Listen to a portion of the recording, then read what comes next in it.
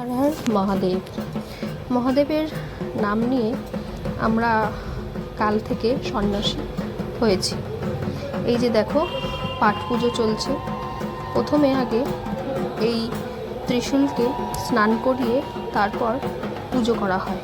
ঠাকুরমশাই দেখো পুজো করছে, আর সমস্ত ভক্তরা এই যে দাঁড়িয়ে রয়েছে, যাদেরকে দেখছে দাঁড়িয়ে রয়েছে তারা সকলেই সন্ন্যাসে নেমেছে।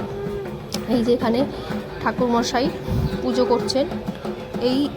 এই যে ত্রিশূলটা দেখতে পাচ্ছ, এই ত্রিশূল আর এই পাঠকে পুজো করা হয়।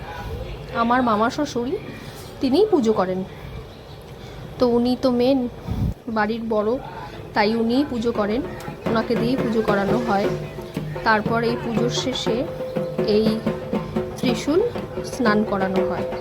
3বার নিয়ম আছে, 3বার ডুব দিতে হয়।